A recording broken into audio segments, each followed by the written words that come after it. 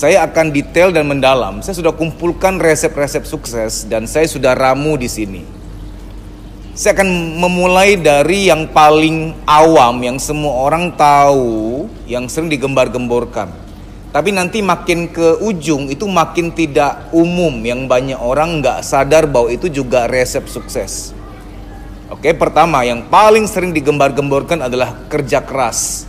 Harus kerja keras katanya. Oke, saya nggak usah bahas kerja keras mendalam, nggak usah. Yang bahas kerja keras itu udah banyak, kita semua juga udah tahu. Oke, lewat. Yang kedua, hal paling sering digembar-gemborkan bahwa untuk sukses itu adalah berdoa. Oke, banyak berdoa. Saya sudah nggak perlu bahas, skip. Sudah banyak yang bahas itu dan kita juga semua udah pada tahu untuk sukses harus banyak berdoa. Nah, perhatikan ya, nanti makin ke ujung akan makin langka, makin jarang dengar ataupun kamu tahu tapi kamu nggak yakin itu mempengaruhi kesuksesan. Oke, sekarang ke sini. Harus banyak teman banyak rezeki, karena Tuhan ngasih rezeki itu melalui pertemanan. Kenal si A kenal si B kenal si C kenal si D dan lain sebagainya. Karena kadang-kadang pintu rezeki kita dari si D, si E, si F setelah kenal A, B, C. Oke, jadi banyak teman, banyak rezeki, banyak koneksi. Lalu kemudian apalagi resep sukses? Harus ngilmu, banyak belajar. Orang yang nggak mau ngilmu, dia akan mengalami gagal-gagal yang sebenarnya nggak perlu terjadi. Jadi gagal itu banyak jenis loh. Ada gagal yang sifatnya ujian. Ya kita memang harus gagal, itu ujian, itu jatah ujian kita. Gagal karena memang diminta oleh Tuhan untuk belajar. Itu gagal yang sifatnya ujian. Tapi ada gagal-gagal yang sebenarnya gagal itu ya bisa saya katakan disengaja. Kita belum tahu ilmunya udah mau main masuk aja. Contoh, mau dagang seafood misalkan, tapi nggak belajar dulu seluk-beluknya, main masuk aja. Nggak bisa dong, minimal kamu nanya sama orang yang sudah mendalami, nanya ke orang yang sudah sukses. Nggak bisa langsung, itu sok pinter namanya. Contoh lagi, ada orang tua gagal mendidik anak. Tahu anaknya udah gede dan ternyata punya sifat yang negatif, yang mengkhawatirkan gitu ya. Nah itu kalau kita bisa lihat, kalau dari awal dia belajar parenting, ilmu parentingnya cukup, harusnya dia nggak gagal dalam mendidik anak. Contoh lagi, ada orang yang gagal dalam pernikahannya. Wah ini kok nggak hati-hati nyalahin Tuhan nih. Oh Tuhan kenapa ya nggak memberkahi pernikahan kami? Padahal bukan itu. Dari awal memang kamu nggak belajar ilmunya bahwa memang ada ilmunya tuh. Tipe apa sama tipe apa nggak boleh menikah. Ketika dipaksakan, ya akhirnya kerja paksa, ya romusa jatuhnya gitu loh. Kamu nggak ikhlas menjalankan itu. Nggak usah bahas lagi soal pernikahan tipe apa sama tipe apa cocok. Video saya mengenai itu sudah banyak banget. Jadi ilmu itu penting. Jadi kita harus belajar, harus ngilmu ceritanya dalam hal apapun. Dan ilmu itu harus di awal perjalanan. Karena banyak orang tuh yang gimana nanti deh, ngalir aja, nanti juga tahu sendiri. Nggak bisa gitu. Ilmu harus di awal. Ya, apapun ilmu harus di awal. Oke, setelah itu, nah ini makin kesini makin tidak umum dan kamu kadang-kadang nggak akan yakin bahwa ini adalah resep sukses. Faktor berikutnya adalah faktor hati, perasaan, alam perasaan kamu. Karena gini ya, orang walaupun kerja keras, banyak berdoa, ilmunya banyak, ilmunya tinggi, katakanlah ya ini anggaplah ekstrim banget. Ada orang yang suka ngilmu ya sampai tinggi banget gelarnya, profesor, doktor, karburator, bocor, banyak gelarnya tuh. Tapi kalau dia masih dendam sama orang, masih benci sama seseorang, ada luka batin yang parah, itu mengganggu rezekinya. Cepat atau lambat, sedikit atau banyak, langsung atau tidak langsung, pasti mempengaruhi rezeki. Jadi hidup itu tidak selalu mengenai harus kerja keras, banyak berdoa. Kalau kita masih kesel sama orang belum kelar ya, membenci seseorang di masa lalu kita, belum ikhlasin papa mama kita yang pernah zolim atau nggak adil sama kita, itu akan mengganggu rezeki. Maka di awal video ini saya bilang resep pasti sukses. Kenapa saya bilang pasti? Karena kalau kita renungkan semuanya memang itu perlu gitu loh. Itu harus. Pasti kayak kita tiap hari pasti mandi. Kita tiap hari ya pasti akan makan. Pasti gitu loh. Nah soal kamu harus memaafkan itu juga pasti. Mau sampai kapan kamu nahan-nahan? Mau sampai kapan kamu nahan sampah emosi? Ya suatu saat kamu pasti akan buang juga. Maka saya bilang pasti gitu loh. Ya. Nah faktor alam perasaan ini penting ya. Ada si A pekerja keras, ilmunya tinggi, tapi dia lagi benci sama seseorang belum kelar-kelar. Malah punya prinsip, enak aja gue maafin dia sampai dia kena karmanya, kena azab ketiban meteor, baru gue puas. Wah kalau begitu caranya dia nanti nggak bahagia tuh, rezekinya mandek. Kalaupun rezeki datang banyak gini ya, rezeki itu tidak selalu mengenai yang nominal datang banyak. Ada orang yang terima banyak tapi kayak nggak berkah gitu loh. Kayak apa istilahnya tuh, uang panas ya, istilahnya tuh kayak asal lalu angin lewat gitu. Dapat banyak tapi lewat, nggak jadi daging, lewat aja nggak berkah gitu loh. Jadi jangan lihat nominal ya, jangan lihat nominal. Kok kamu nggak bahagia walaupun kayak terima duit banyak gitu, tapi itu kayak kosong, empty gitu loh. Akhirnya belanja, makan, belanja nggak jelas, makan nggak jelas, apalagi itu jalan-jalan nggak jelas. Belanja, makan, jalan nggak salah. Tapi begitu kamu setiap kali stres belanja, setiap kali stres makan, setiap kali stres jalan-jalan, itu kalau sudah berpola begitu itu salah tuh. Itu ada emptiness, kekosongan. Jadi faktor hati penting ya. Karena di kultur kita tuh kita terlalu terpatok harus kerja keras, harus berdoa. Tahu kan yang ora et labora. Berdoa dan bekerja. Betul, berdoa dan bekerja penting, tapi berdoa dan bekerja bukan segalanya. Ada faktor lain. Tadi koneksi, teman, belajar, terus faktor hati. Di faktor hati, saya mau agak panjang nih di faktor hati nih, karena ini penting loh. Banyak orang menyepelekan soal hati. Kamu pernah dengar nggak banyak penyakit datang dari hati? Pernah dengar nggak coba? Banyak penyakit dari hati. Pernah dengar nggak? Pasti pernah dengar. Dan kamu harus tahu rezeki juga dari hati. Apa-apa tuh dari hati, tahu nggak? Rezeki juga dari hati. Contoh ya, saya bisa buktikan rezeki dari hati. Di Jakarta Barat ada sebuah mall besar banget, nggak sebut mall apa. Waktu itu lagi ada pameran gitu ya. Saya lagi butuh produknya dan saya lihat, dan sebagai laki-laki normal itu ada banyak SPG cakep tuh. Aku ingat banget di sebelah kiri tuh SPG-nya paling cantik, beningnya cantik mutlak, beningnya nggak relatif gitu. Nah sebagai laki-laki normal kan harusnya logikanya gue beli yang cakep aja tuh biar sambil menyelam tenggelam kan, sambil menyelam minum air maksudnya. Sambil beli ya kenal kan namanya cowok normal kan. Tapi cicet sana sini, ngobrol sana sini. Akhirnya gue beli sama yang sebelah kanan, mbak yang sebelah kanan yang sorry, relatif nggak terlalu cantik dibanding yang kiri sana. Tapi aku beli sama yang sebelah kanan. Pas aku di parkiran baru aku ngeh, kenapa aku belinya sama mbak yang sebelah kanan sini ya? Ternyata setelah aku pikir-pikir, mungkin ini yang disebut vibrasi. Vibrasi itu frekuensi. Mungkin mbak yang sebelah kanan ini dia kalah cantik sama yang SPG sebelah kiri, tapi dia mungkin pemaaf, dia ikhlas, dia banyak syukur, dia banyak berserah pada Tuhan, sehingga auranya bagus, frekuensinya bagus, air mukanya enak dilihat, sehingga rezekinya bagus gitu. Karena kita bicara fakta ya, karena banyak teman kita yang cantik atau ganteng tapi nyebelin, ada nggak coba? Teman kita cantik, ganteng lah, good looking, tapi deket-deket dia tuh kayak enek gitu, empet, nggak betah lama-lama gitu. Tapi kita sebaliknya punya teman yang mukanya ala kadarnya aja gitu. Tapi pas deket dia enak, nyaman. Lihat ya, orang-orang yang kita undang dalam ulang tahun kita, itu tentu orang-orang spesial. Rata-rata mereka bukan orang yang terlalu cantik, terlalu ganteng. Kenapa? Karena mereka tuh baik, mereka tuh bikin nyaman, mereka tuh positif, mereka yang support kita, mereka yang hibur kita, mereka yang nguatin kita gitu kan. Aura mereka bagus. Cakep banget nggak? Enggak. Ganteng banget nggak? Enggak. Cantik banget nggak? Enggak. Bukan soal muka. Hari gini kita nggak lihat muka gitu loh. Kita butuh kenyamanan. Nah, kenapa saya panjang mendalam ngobrol soal ini? Karena ujung-ujungnya untuk sukses nggak bisa hanya kerja keras dan berdoa. Faktor hati diperhatikan. Karena dari hati itu kemudian mewujud kepada frekuensi, vibrasi, aura. Ketika saya ngomong aura, tolong jangan anggap saya orang yang di bidang klinik ya, di bidang spiritualitas. Tidak. Aura itu sangat nyata kok. Nih, saya berikan bukti. Bayi, kalau papa mamanya berantem, dia tuh kayak tahu loh. Malam tidurnya pasti rewel tuh. Padahal papa mamanya nggak laporan. Kami habis berantem tahu nak. Tahu nggak lo sayang? Papa lu tuh dasar gitu. Kamu nggak laporan, diem-diem baik, masuk kamar juga diem-diem baik seolah everything is okay. Tapi bayimu tuh kayak tahu, dia tidurnya rewel, kaget-kagetan. Karena bayi merasakan aura kalian. Kalian berantem, kalian marah-marah, bayi tahu gitu loh. Bayi itu peka. Saya punya teman ya,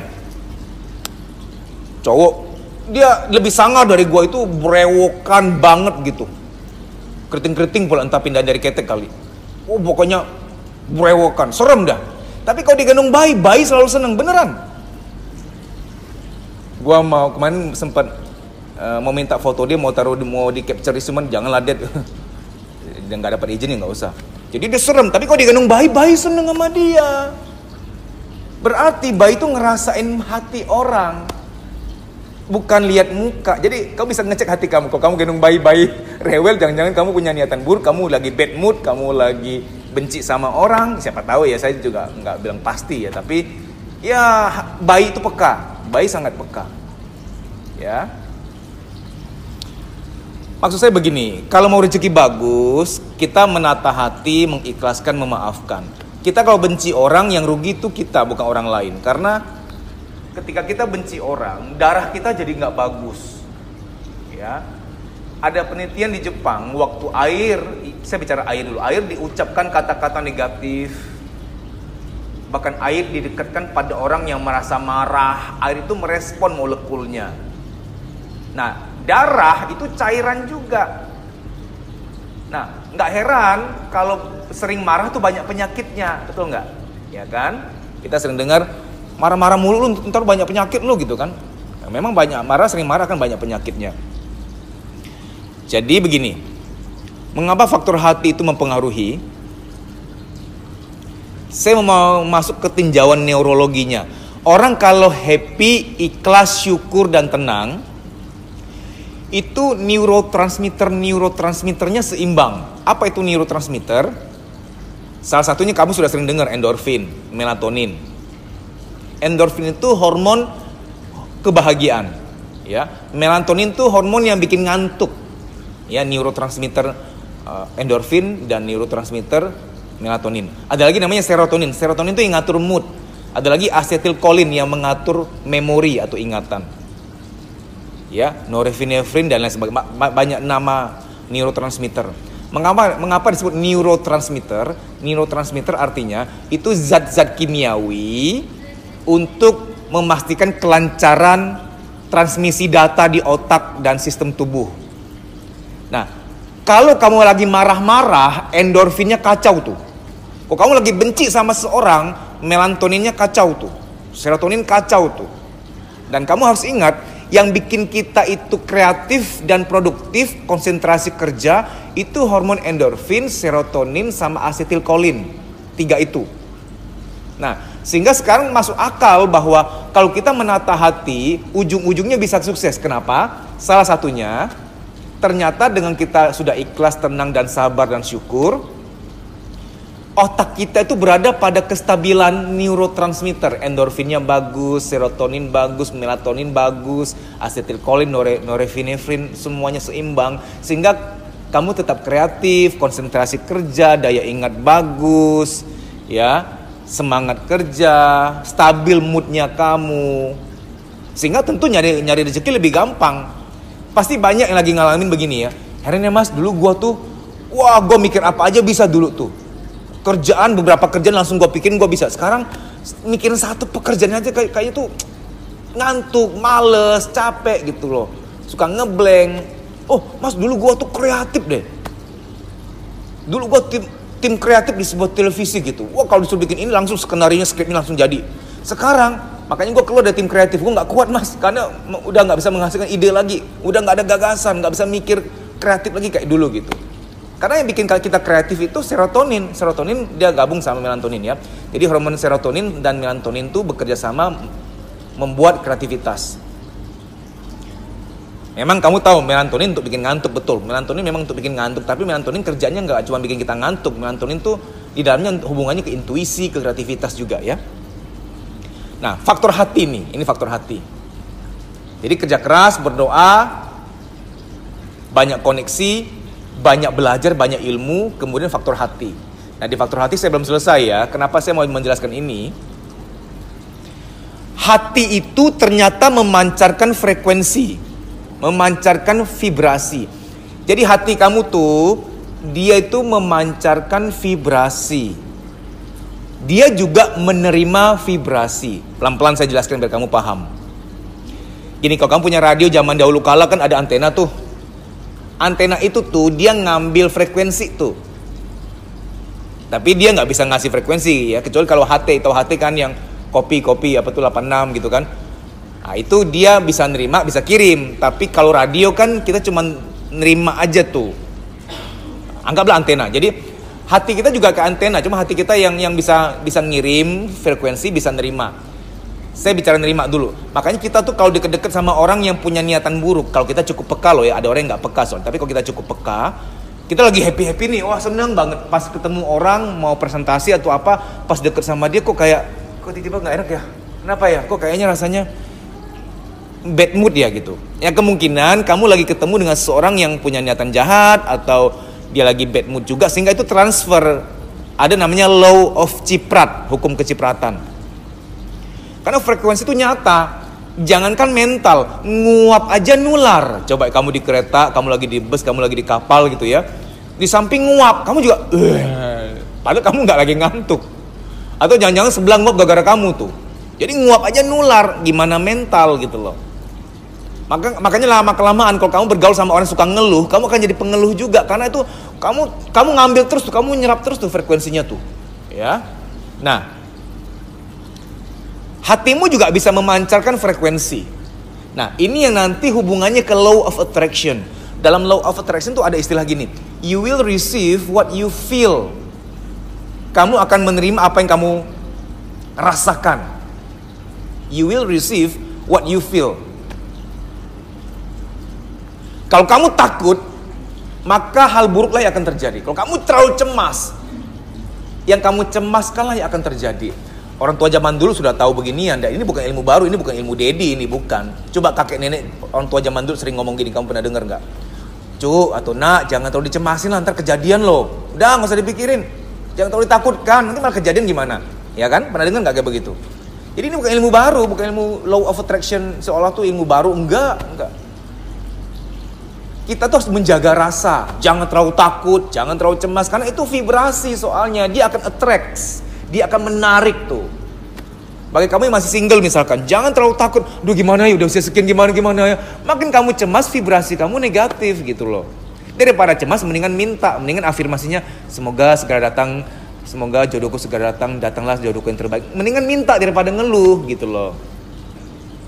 Kalau kamu mau sukses, memang harus diterapi dulu hati kamu. Karena kalau masih marah dan benci, air muka kamu gak enak dilihat gitu. Kalau masih kesel sama orang,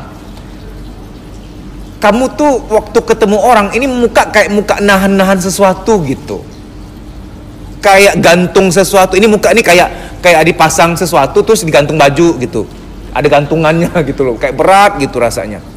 Nah ini mempengaruhi. Saya sedikit cerita ya. Saya pernah membeli sesuatu dengan seseorang mbak, yang setelah saya pulang habis saya beli, saya baru ngeh, ini kan tetanggaku juga jual ya. Kenapa aku nggak beli sama tetanggaku aja ya? Kan secara logika kalau kita mau ngasih rezeki, ngasih ke tetangga aja dong, ngapain beli sama orang lain ya kan? Tapi kok aku beli sama mbak ini? Aku yakin bukan karena aku dihipnotis, tidak. Setelah aku pikir-pikir, mbak itu waktu presentasi ngobrol sama aku tuh ramah, dia baik gitu loh. Setelah aku ingat, memang ini orangnya positifnya. Karena dia positif itulah dia jadi murah rezeki gitu loh. Jadi kalau mau murah rezeki, maka murah hatilah. Nah itu loh, murah hati, murah rezeki kan gitu. Murah senyum, murah rezeki. Dari hati itu akan menarik seseorang.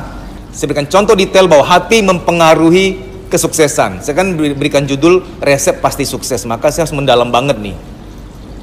Saya pernah menangani seorang mbak, dia itu agent properti. Dia punya keluhan yang unik banget. Aneh, dia itu nggak mau memprospek cowok. Jadi kalau ada bapak-bapak atau mas-mas nih mau nengok apartemen, mau lihat list harga properti rumah atau apa gitu ya, dia nyenggol temennya, lu aja, gua nggak mau prospek cowok. Aneh gitu loh. Waktu saya terapi ya digali-gali, awalnya nggak mau juga, karena dia juga nggak nyaman sama saya. Ibunya bawa ke saya, mas tolong nih anak saya ini loh, kok aneh gitu loh. Dia juga nggak mau, makanya saya sekarang udah nggak mau terima orang yang dibawa orang tuanya, dibawa pasangannya, nggak mau, karena dia nggak buka hati. Datang ke klinik gua di ruangan cuman pelongak-pelongong, nggak merasa ada masalah, nggak mau, saya nggak mau tangani lagi kayak begitu. Tapi dan itu kasus terakhir aja. Saya gali-gali yang agak kepaksa juga, karena dia nggak trust sama saya, nggak buka hati. Dedi siapa lu gitu, kau harus, kenapa gue cerita sama Dedi gitu, panjang lebar. Akhirnya aku berhasil korek-korek juga, tapi setelah sekian lama bicara ya, akhirnya terbongkar juga bahwa dia itu sering lihat bapaknya mukul ibunya. Jadi dia sering lihat bapaknya KDRT ke ibunya, sehingga dia membenci laki-laki. Ada satu hal dia juga sedang sembunyikan pada ibunya, bahwa dia bersumpah nggak mau kawin, cuma dia nggak mau ngomong ke ibunya. Nah, data ini saya tahu dari dia langsung setelah bercakap-cakap sekian lama. Karena kalau dia kasih tahu ke ibunya bahwa dia nggak mau kawin, ibunya bisa sedih banget. Maka wahai orang tua, jangan berantem depan anak, haram hukumnya, haram hukumnya. Kasihan anak kamu, karena citra pernikahan itu rusak di batin dia. Nah begini, Mbak ini kan nggak mau prospek laki-laki tuh. Setiap kali ada konsumen mau nanyain apartemen atau rumah tuh dia selalu kasih lempar ke temennya, karena dia nggak mau nanganin laki-laki. Kalau begitu gimana bisa sukses coba? Rata-rata yang ngambil keputusan beli properti ya laki-laki. Nah berarti kan faktor hati itu mempengaruhi rezeki, betul nggak? Masuk akal nggak nih? Jadi kita harus lengkap melihat resep sukses, nggak cuma berdoa dan bekerja aja. Kalau ada hal yang nggak beres di hati harus disembuhkan juga. Oke, saya berikan contoh lagi ya. Ada orang yang nggak bisa nyimpen duit, bener-bener deh. Mau berapapun yang masuk habis aja. Pokoknya dia punya plafon tuh. Pasti cuma berkisar 4 juta, 5 juta, 6 juta uangnya. Begitu datang 20 juta pun 16, 14 habis langsung. Pokoknya akan tinggal 5 juta, 6 juta. Dia punya sugesti di situ tuh. Punya frontier batas di situ tuh. Yang begini gimana mau sukses? Kamu dapat komisi 50 juta pun percuma, tinggal 5 juta lagi, 45 langsung habis kemana? Entah beli apa, beli apalah. Karena kamu punya standar, punya frontier sugesti di angka limit 5 juta. Ini harus diterapi, kalau nggak mau sampai kapan? Bill Gates mengatakan, orang kaya itu tidak hanya jago nyari duit, tapi jago nahan duit tuh. Harus jago nahan duit. Saya nggak minta Anda pelit ya, enggak. Cermat tuh, ya nggak perlu, nggak usah belilah. Cermat, bukan saya suruh kamu pelit, enggak. Hal yang kita butuh 2 juta, 3 juta pun kita beli nih. Ikut seminar misalnya 3 juta, anggaplah 3 juta. Gue perlu, ikut ini gue berubah, bayar. Perlu kok, itu cermat bukan pelit. Gitu loh. Tapi kalau beli kuaci, bikin bibir jontor walaupun cuma 20 ribu, nggak usah gitu. Bibir gue ada jontor ngapain? Kan nggak perlu gitu. Nah, faktor hati itu mempengaruhi. Saya berikan contoh lagi ya. Kamu yang main saham deh, pasar uang, pasar modal. Kalau hatimu ada kemarahan sama istri, hatimu ada kemarahan sama mertua, kegalauan ini membuat intuisi kamu hilang. Intuisi itu firasat, oke? Firasat tuh akan bagus kalau kita tuh tenang, damai. Makanya orang-orang di kampung tuh yang sering terekspos suara-suara air, sering dengar suara burung, sering melihat hutan, melihat alam yang permai, tenang. Biasanya intuisinya lebih bagus intuisinya daripada orang hidup di hiruk pikuk hiruk pikuk kota. Nah maksud saya, kalau kamu kerja atau bisnis di bidang yang butuh banget intuisi, firasat, makanya Warren Buffett tuh dia tuh orang kaya raya ya, orang terkaya kedua di dunia.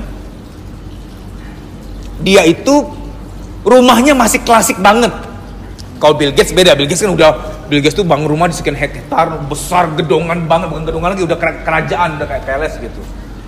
Tapi kalau Warren Buffett beda, dia rumahnya masih agak klasik. Dan Warren Buffett tuh suka kontemplasi, dia kan introvert tuh. Dia suka menenangkan diri, karena dia tahu dalam ketenangan tuh muncul gagasan, muncul inspirasi gitu loh. Jadi faktor hati itu penting juga ya.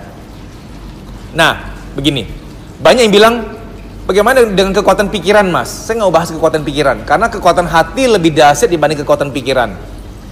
Kita sering mendengar bahwa pikiran adalah doa, betul ya? Saya setuju, pikiran adalah doa. Tapi perasaan pun adalah doa, tapi doa di perasaan itu lebih kuat dibanding doa di pikiran. Gini. Kamu kalau lagi marah sama seseorang, kan hati nih, marah sama seseorang, Walaupun kamu berusaha berbaik sangka pada orang itu, tetap gagal. Karena kamu masih benci soalnya. Kita kalau udah benci sama orang, pikiran kita berusaha untuk mikir baik tetap nggak bisa. Tetap tatarannya harus dikelarkan di taraf hati dulu. Oke? Sekarang kebalikannya. Kok kamu udah cinta banget sama seseorang, pikiran kamu buta, lumpuh pikiran kamu. Teman-teman kamu bilang, kok lu mau sih sama dia, gila lu ya, maunya parah lu ya. Malah kita yang jauh, lu jangan jadi sahabat gua, lu nggak mau dukung gua gitu. Malah kita yang buta sama mereka juga. Ini bukti bahwa perasaan tuh lebih kuat dibanding pikiran. Kalau menurut saya malah setelah kamu pemulihan hati, ini pikiran nyusul nih. Sama kayak anak-anak tuh, maka pendidikan Indonesia nggak akan maju kalau guru-guru tuh killer. Murid-murid kalau udah benci gurunya, itu pelajaran segampang apapun jadi susah, betul nggak? Gampang padahal pelajarannya, misalkan. Contoh. Sorry kalau saya udah pernah cerita di video sebelumnya. Dulu tuh di zaman-zaman saya sekolah ada pelajaran hidroponik. Saya nggak tahu masih ada nggak tuh, muatan lokal hidroponik. Yang disuruh bawa-bawa apa tuh? Kadang disuruh bawa tanah dalam kantong hitam tuh, bawa tanaman. Dulu saya suka banget. Itu karena kan nggak ada hitung-hitungan, nggak yang hafal-hafal gimana, gampang cuman praktek-praktek. Tapi di pertengahan jadi nggak suka dan nilaiku drop. Kenapa? Gara-gara begini. Mas Arif, sorry ya aku mention nama kamu Mas Arif ya. Jadi Mas Arif ini temen aku gitu, temen SMP ku. Jadi kayak gini ceritanya. Mas Arif ini temen deketku, ya. Suatu saat dia tuh lupa bawa itu tuh, kan dipesen Pak Guru tuh dibawa. Sampai sekarang Pak Guru masih inget wajah sama namanya. Cuma saya nggak boleh sebut nama, nggak etis lah ya. Disuruh bawa tuh tanah dalam kantong hitam sama tanaman. Dia lupa bawa gitu loh. Tahu nggak? Arif dihukum di depan kami, dihukum, disuruh jadi jewe telinga, angkat kaki 1,5 jam apa ya, karena dia temen dekatku. Aku sedih dan aku marah. Ingat ya, yang dihukum bukan aku loh, temenku, tapi aku marah. Kok gitu sih Pak Guru, kejam banget. Tapi kan nggak keluar. Sejak saat itu gua jadi males belajar. Pada hidroponik itu udah paling gampang, nggak ada hafal-hafalan, nggak ada hitung-hitung, udah paling gampang itu, tinggal bawa badan doang sama bawa barang aja, praktek gitu. Gara-gara aku sebel sama gurunya, jadi nggak cinta juga, sama pelajarannya gitu loh. Perasaanku sudah membenci gurunya, sehingga pikiranku udah nggak nyambung lagi untuk belajar. Pikiranku udah nggak bisa nyerap lagi ilmu pelajaran itu gitu. Maka wahai para guru, wahai para calon guru, kalau kamu orangnya killer yang belak-belakan, iya, enggak, hitam, putih, jangan jadi guru lah, nggak pantes. Kasihan anak orang luka batin. Kamu mendingan jadi polisi, pengacara, tukang sunat, dokter bedah, hakim, pemimpin. Itu jalur kamu, jangan maksain diri. Indonesia akan maju pendidikannya kalau guru tuh pragmatis atau sanguin, yang asik, yang tenang, yang toleran, empatik. Yang terlalu killer, terlalu belak-belakan kayak Bu Risma, Pak Prabowo, Pak Ahok, Bung Karno. Itu pemimpin aja deh, nggak usah bikin jadi guru gitu loh. Ya, karena takdirnya beda gitu loh. Nah sekarang begini, setelah faktor hati, kita akan bahas hal berikutnya soal milih jalan. Milih jalan harus benar. Kamu kerja keras, kamu banyak koneksi, kamu banyak ilmu, tapi milih jalannya salah. Nah juga nggak bisa sukses. Di awal video saya bilang ini resep pasti sukses. Kenapa saya bilang pasti? Karena ujung-ujungnya kamu memang harus nemuin jalan kamu. Jangan ngikutin jalannya orang. Tapi mas, sepupu gue bisnis laundry sukses, masa gue nggak bisa? Kalau dia bisa, masa gue enggak? Kata-kata dari para motivator yang sering mengumandangkan kalau orang lain aja bisa, masa kita enggak? Itu racun. Saya ulangi. Banyak motivator mengumandangkan kalau orang lain bisa, masa kita nggak bisa? Kalau mereka bisa, kita juga pasti bisa. Itu racun. Kenapa saya bilang racun? Jalan hidupnya beda bro, mbak, beda. Ya. Papa kita aja bisnis A, kita belum tentu bisa di bisnis A. Jalannya beda. Papaku pernah mendalami jadi tukang kayu, pedagang sembako. Dia disuruh dagang sembako, gimana ya? Gua makan-makan sendiri semuanya kali. Gua disuruh dagang jadi tukang kayu gitu, gak bisa deh kayaknya. Jadi akhirnya aku menyadari aku di bidang psikologi. Jauh banget tuh, jauh. Kalau kamu meniru ya temenku tuh bisnis travel sukses, dia bisa, masa gua enggak? Jangan, tunggu. Jalan kamu bisa beda. di Jakarta tuh ada peserta kembar. Saya nanya, kamu sekarang lagi kerja apa? Kamu kerja apa? Beda loh karirnya. Kembar aja beda karirnya. Gue nggak suka begini mas, nggak kayak kembaranku. Gue nggak suka kembaran loh padahal, ngerti nggak? Jadi maksudku, milih jalan harus sesuai dengan passion kamu. Nah, gimana menentukannya? Begini, pilih karir di mana kamu ngebayangin aja seneng, ngejalanin aja seneng. Harus dua hal itu. Kalau ngebayangin aja seneng tapi ngejalanin nggak enak, itu belum tentu. Karena ngebayangin bisa seneng tuh karena kamu terdoktrin aja, tersugesti. Temen kamu suka curhat, enak lo kerja di sini, enak lo. Jadi kamu akhirnya ngebayanginnya indah gitu. Jadi ngebayanginnya mesti indah, ngejalanin juga harus indah, ya. Jadi kalau kamu kerja di suatu tempat, kerja di suatu kantor sudah setahun atau sekian bulan, udah nggak nyaman, nggak cocok, jangan sungkan untuk segera kirim-kirim CV lagi juga, jangan langsung berhenti. Dapat kerjaan baru pindah, jangan langsung berhenti. Kenapa? Kok kamu maksain, nggak apa-apalah, udahlah ini kan yang ada aja, ini kan rezeki dari Tuhan. Belum tentu loh, belum tentu itu rezeki dari Tuhan. Wahai orang tua, kamu bisa aja maksain anak kamu harus jadi ini anak. Mungkin bisa maksain dia, mungkin dia akan sukses di bidang itu secara harta, oke? Tapi dia akan empty, dia akan kosong. Jangan paksakan, karena apalah artinya. Saya juga banyak menangani para papa-papa yang pulang ke rumah tuh marah-marah ke istri, ke anak. Sebagian besar diantaranya memang stres di pekerjaan. Kenapa kok bisa stres? Karena memang bukan jalurnya tapi dipaksain. Bukan jalannya tapi dipaksain. Wah, kamu yang muda-muda nonton video ini, tabung uang kamu untuk tes minat bakat, tes jalur karir. Google aja tes minat bakat di kota apa, tes jalur karir di kota apa. Tes. Jangan dihemat uang ini, jangan disayang-sayang, beneran deh. Itu kisarannya 500 sampai 1 juta lah kisarannya ya, di setiap kota kan beda tergantung psikolognya. Tes minat bakat di kota apa gitu. Jangan disayang uang inilah, janganlah. Supaya kamu tahu, oh aku orang seni, aku orang hukum, aku orang psikologi, aku orang keuangan, aku orang manajemen. Biar ketahuan, jangan coba-coba. Karena kalau kamu nyobain semua karir, cobaan namanya juga nyari pengalaman. Gini loh ya, kamu nggak mungkin sanggup nyari semua pengalaman. Profesi di dunia ini tuh banyak variannya. Dari tukang audit sampai tukang cebok panggilan, banyak variannya. Kamu mau cobain semua? Kan nggak bisa. Kamu cobain semua pekerjaan, nanti umur 60 tahun baru, ternyata gue orang seni. Umur 60 tahun baru nggak. Terlambat kamu. Mendingan dicek sekarang langsung muncul. Kayak gini ya, ini sebagai ilustrasi. Kita kan wajib tahu golongan darah kita. Kamu nggak mungkin yang, nanti suatu saat juga akan tahu golongan darahku apa gitu. Yang dicek lah, ngapain harus tunggu gimana nanti gitu. Saya sih percaya ya, golongan darah itu ke diet mempengaruhi. Karena ada orang tertentu yang nggak boleh makan tertentu. Contoh ya, saya kalau makan daging sapi, gatel-gatel nih, nggak cocok sapi saya. Saya tuh nggak boleh, contoh ya, saya tuh nggak boleh sama buah pir. Pir mau dipotong kayak mau di jus nggak bisa gua, pasti mencret. Orang lain nggak tuh gitu. Jadi ada makan-makan tertentu memang nggak cocok sama metabolisme kita. Nah, metabolisme memang ke darah. Ini sedikit selingan aja ya. Nah, golongan darah, tipe kepribadian, kita akan jadi apa, minat bakat itu dites lah gitu loh. Jangan gimana nanti gitu. Coba kalau soal makan daging sapi, aku nggak tahu makan daging sapi terus. Kan itu meracuni diri, nggak cocok sama diriku. Dulu tuh awal-awal aku lulus tuh aku pernah nyoba-nyoba jadi marketing loh. Jadi sales, nggak cocok, mual muntah gue, nggak bisa gue. Nggak bisa yang, hai mbak, apa kabar? Geli gue nggak gitu, gue nggak tipe alay, nggak tipe lebay gitu loh.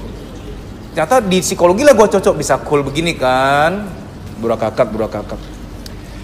Jadi maksudnya jangan maksain, baik makanan maupun jalur karir, oke? Contoh lagi,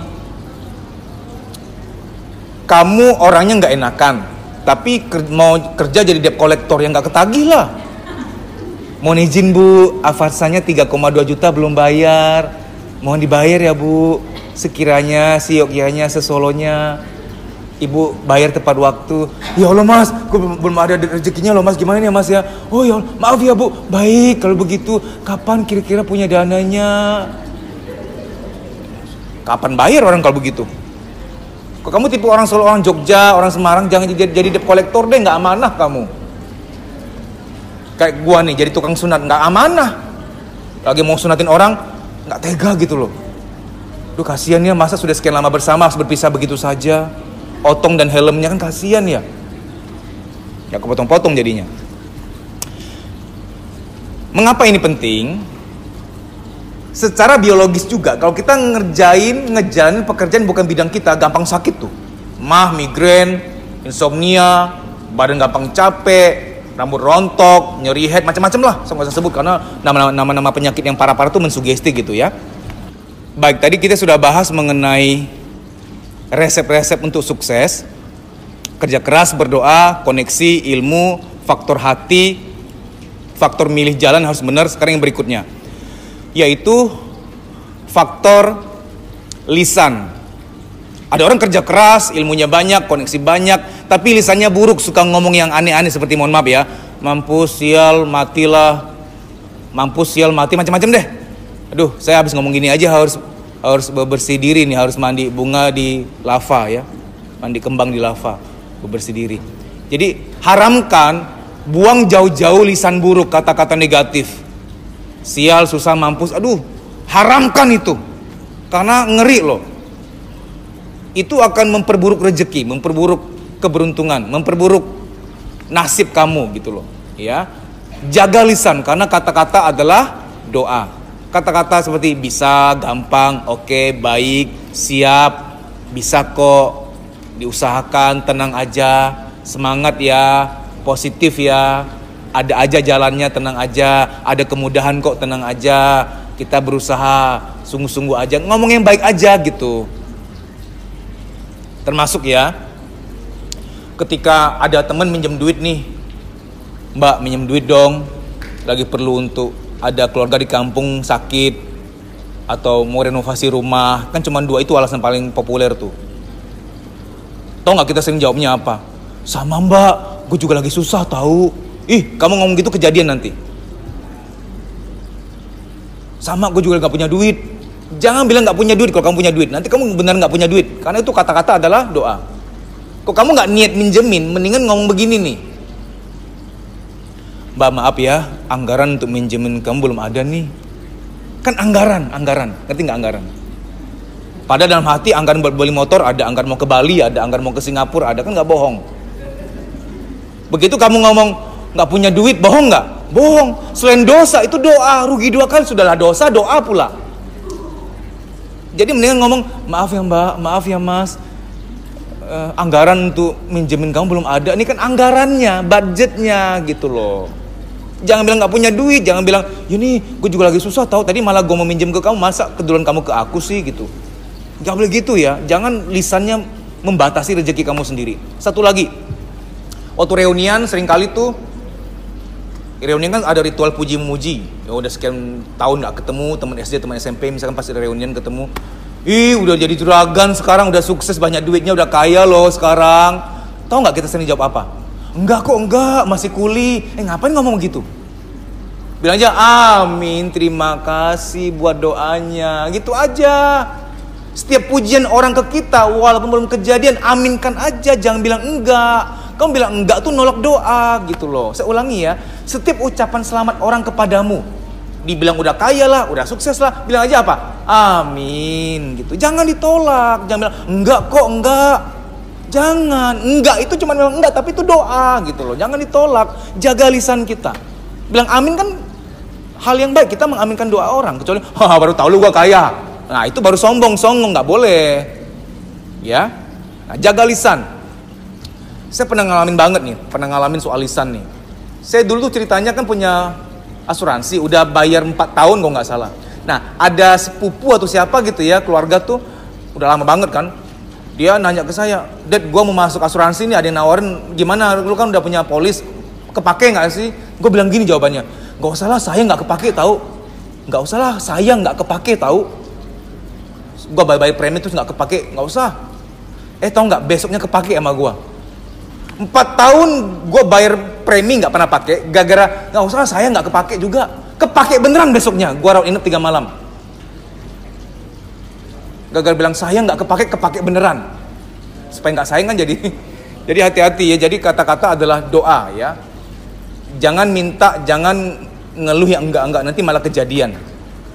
Nah hal berikutnya setelah lisan adalah Kan tadi saya bilang resep pasti sukses ya. Coba kamu cari tahu, kamu ada janji sama seseorang belum bayar nggak? Janji adalah hutang. Kadang-kadang hal sepele ya, misalkan sama adik kita, nanti gue bawa lo jalan-jalan ke Singapura ya. Ngomongnya serius bener, dan dia udah penuh harapan, dan kita waktu berlalu diem-dieman doang. Itu janji itu adalah hutang, tau nggak? Mungkin bagi kamu yang terlalu IQ ya, mungkin ngapain sih, nggak ngefek buat gue. Tolong kamu praktikin. Pelan-pelan janji kamu lunasin, itu akan memperbaiki rezeki kamu. Karena itu hutang nggak kelihatan itu. Hutang juga nggak cuma hutang duit ya, hutang janji. Ini mempengaruhi loh. Kalau saya nggak beritahu secara lengkap, kita nanti kecewa. Kenapa ya Tuhan kok nggak memberkahi hidupku ya? Aku udah berdoa padahal, udah kerja keras padahal. Aku kerja keras tuh udah keras banget, nggak cuma tulangku, aku banting tulang orang juga udah banting semuanya. Kurang apa? Kurang bayar janji mungkin. Jadi luas, untuk sukses itu banyak faktornya. Satu lagi, ada satu hutang yang kamu harus bayar. Hutang permintaan maaf. Ada seseorang kamu pernah sakiti, kamu minta maafnya masih kurang rasanya. Minta maaf lagi, telepon, walaupun harus, malu lah mas. Kalau malumu lebih mahal dibanding masa depan kamu, silakan tetap malu. Oke? Hanya SMS, ya aku teringat aku pernah salah sama kamu, aku minta maaf sekali lagi ya. Minta maaf biar hutangmu selesai. Itu hutang permintaan maaf itu serius. Hutang minta maaf itu lebih membebani dibanding hutang uang. Mas, kalau yang kita mau minta maaf beliau udah meninggal gimana ya? Cari saksi. Jadi siapa punya saksi, teman kita gitu ya, atau siapa gitu, temen nih misalkan, bro, aku mau kamu jadi saksinya ya, aku tuh pengen minta maaf sama seseorang, cuman beliau udah tiada, kamu jadi saksinya ya, aku mau minta maaf sama beliau. Karena kenapa perlu ada saksi? Ketika orang sudah tiada, biasanya perlu saksi, itu dianggap sah gitu ya. Nah, jadi hutang permintaan maaf, baik orang yang sudah tiada ataupun misalkan dia sudah di luar kota, kamu cari Facebooknya udah nggak ada, cari Friendsternya juga nggak ada gitu, nggak ada kontaknya lagi, minta orang jadi saksinya kamu bahwa aku minta maaf sama dia, kamu saksinya ya, aku sih pengen minta maaf secara langsung cuman udah nggak bisa kontak dia. Karena kalau kita masih hutang minta maaf itu mengganggu rezeki kita juga ya. Apalagi hal berikutnya yang mempengaruhi rezeki, yaitu taburan. Taburan tuh saya beri nama taburan karena saya lebih senang dengan istilah hukum tabur tuai dibanding hukum karma, kayaknya serem gitu. Tabur tuai, barang siapa menabur dia akan menuai. Nah, taburan tuh adalah gini, taburan tuh kayak tabungan kita. Barang siapa banyak menabur kebaikan, dia akan menerima kebaikan. Karena ada sebuah hukum di alam semesta yang nggak mungkin dikorupsikan siapapun, yaitu barang siapa memudahkan, dia akan dimudahkan. Barang siapa meringankan, dia akan diringankan. Barang siapa membahagiakan, dia akan dibahagiakan. Nah, ini penting loh. Karena banyak orang terlalu saklek, hidup tuh harus kerja keras mas, mau sukses harus kerja keras, harus berdoa. Kerja keras tok, berdoa tok, tapi jarang mau menolong orang, jarang mau meringankan beban orang, itu nanti peruntungannya nggak maksimal, kemudahannya nggak banyak. Karena tuh rumusnya jelas, barang siapa memudahkan, dia akan dimudahkan. Ya, jadi ada A dan B ya. A ini pekerja keras, orang Jepang kalah sama dia. Si B kerjanya nggak keras-keras banget ya, saya 8 jam kerja, tapi dia sering peduli sama sesama, memberi nggak selalu memberi uang loh ya. Lagi pula memberi uang, memberi materi itu pemberian paling bawah derajatnya. Di atasnya ada memberi perhatian, memberi semangat, memberi waktu, memberi doa, memberi kesempatan, memberi maaf. Banyak yang hierarki pahalanya lebih tinggi dibanding memberi uang. Jadi kalau ketika aku bilang memberi, kamu jangan terbeban dulu. Ya mas, gua aja lagi mau bangkit denger video mas, masa disuruh memberi uang? No, bukan soal itu. Tetangga lagi ada masalah nih, kamu cukup datang, sabar ya bu, puk aja, sabar ya bu. Itu sudah memberi tuh. Itu malah lebih tinggi nilainya. Kalau menurut saya nilai ibadahnya malah lebih tinggi itu. Misalkan kapan-kapan kalau ada bencana, misalkan mohon maaf gempa lah atau apa, selama ini kan yang datang cuma baju bekas kita yang nyampe. Yang nyampe cuma uang kita. Coba sekali kamu yang nyampe, ada balita-balita tuh, oh sayang, sini sayang, sabar ya nak. Itu pemberian yang lebih indah nilainya. Dan jangan heran kapan-kapan ketika kamu dalam kesulitan, udah kerja keras kok mentok ya, ketika kesulitan tiba-tiba kebuka pintu kemudahan, amin. Itu karena kamu pernah memudahkan urusan orang lain. Tolong ya, kenapa video ini saya anggap penting? Karena banyak orang ujung-ujungnya kecewa, gue udah kerja keras, pontang-panting gini-gini doang ya, berarti Tuhan gak adil. Bukan Tuhan gak adil, ilmumu belum lengkap, ilmunya belum lengkap. Yang kamu pikir cuma harus kerja keras, harus berdoa tok, itu dua tok gitu loh. Padahal ada faktor hati juga, tadi saya sudah jelaskan, harus memaafkan. Ada faktor channel, koneksi, ada faktor ilmu, ada faktor milih jalan, lisan, ada banyak gitu. Bayar hutang, bayar janji, bayar minta maaf. Termasuk sekarang taburlah, menabur kebaikan, ya. Jangan fokus menabur tuh uang, enggak, memberi perhatian, memberi waktu. Ya setahun sekali pergilah ke panti asuhan, kasih waktu yang berharganya kamu itu loh. Kamu kan sibuk saya tahu, ya 1 jam, kasihlah waktu kamu ke sana. Adik-adik di sana, saya kalau ke panti asuhan tuh ke panti asuhan balita biasanya. Wah itu tuh, saya pernah ke sebuah panti asuhan, saya meluk seorang anak umur 4 tahun, saya peluk, dia tuh kayaknya seneng gitu, nggak mau lepas. Pas saya mau turunin karena saya udah mau pulang, Om ikut, hancur hati saya. Dia bilang mau ikut, karena mungkin saya kan tanya di situ tuh pembinanya tuh anak 10, pembina 2. Kebayang nggak setiap hari rebutan pelukan mana cukup ya? Artinya mereka tuh begitu, tanda petik tuh tuna pelukan, ngerti nggak tuna pelukan? Kurang pelukan gitu loh. Nah berikanlah pelukanmu ke dia, berikanlah pelukan, sedekahkan, tanda petik sedekahkan pelukan. Tapi ingat ya, kita memberi kebaikan tidak berpikir, oh ini gara-gara gue nonton video Mas Dedi, resep pasti sukses, gue kasih pelukan ke anak yatim piatu ya supaya gue sukses. Jangan mikir begitu, nggak boleh. Karena tujuan hidup kita bermanfaat. Karena begini ya, kamu mau sekaya raya apapun, ujung-ujungnya supaya bermanfaat. Lihat Bill Gates, orang-orang kaya, ujung-ujungnya buka yayasan. Lihat semua orang yang kaya rayanya udah bingung, ini duit mau gede kemana ini? Ujungnya buka apa? Buka yayasan, buka foundation. Jadi ya, mau sekaya raya apapun, ujung-ujungnya untuk bermanfaat. Jadi ketika kamu nolong orang, jangan mikir ini supaya kaya. Enggak, jangan mikir begitu. Kamu udah kaya ketika melakukan itu. Orang lain tunggu kaya raya dulu, baru buka yayasan. Kamu udah buka yayasan dulu sekarang. Artinya kamu sudah meringankan beban orang lain. Ya, nah ini penting sekali ya, karena sukses tidak hanya kerja keras dan berdoa saja. Nah, sekarang hal berikutnya. Ini soal orang tua. Memang agak nggak enak ngomong soal ini ya, nggak enak memang. Ternyata respect dan bakti kita pada orang tua itu mempengaruhi kesuksesan. Saya tahu beberapa orang akan males nonton part ini karena ya Mas, masih ngomong enak, mungkin Mas orang tuanya baik, ya untuk dihormati gampang lah. Orang tua gue gila, maki-maki, nyumpahin tiap hari, mana mampu gitu loh. Ya saya tahu emang nggak gampang lah, saya tahu lah.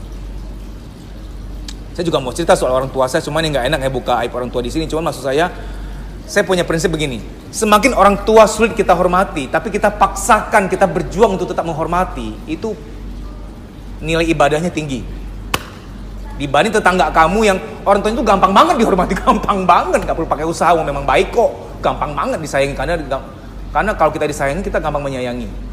Tapi orang tuamu misalkan, Mas, mamaku mulutnya pahit Mas, gini ya, makin pahit beliau, tapi kamu tetap berjuang manis pada beliau, nilai ibadahmu paling tinggi dibanding teman-teman kamu yang memang orang tuanya gampang banget disayangin, gampang banget dihormatin. Ujian, semakin besar ujian, dimuliakannya semakin tinggi. Ngerti nggak maksud saya ini? Jadi orang tua kan kita nggak bisa pilih ya, ya nggak? Itu ujian tuh.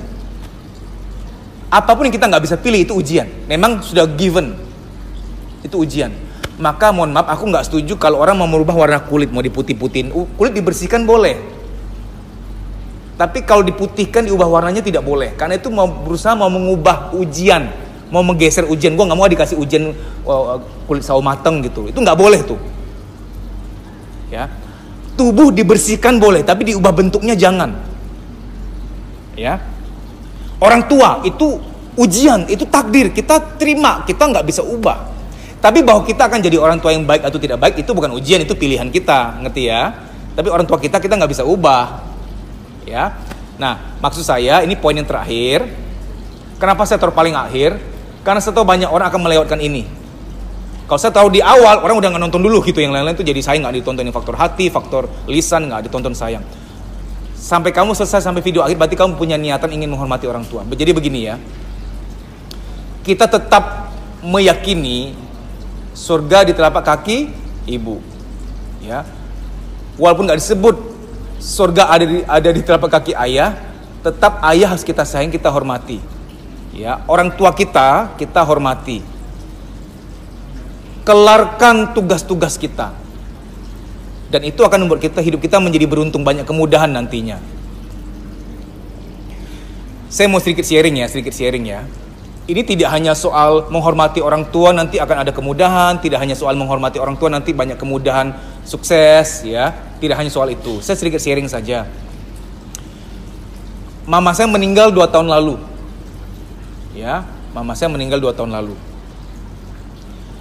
Sekarang ini saya merasakan bahwa saya kan keliling 20 kota nih. Ada kota-kota yang indah banget, resortnya tuh bagus gitu. Tapi kadang-kadang di kota tertentu, saya itu waktu di situ saya malah nggak menikmati karena saya kepikiran, mamaku belum pernah kesini loh. Mamaku aku belum pernah bawa kesini. Jadi kayak nyesek gitu.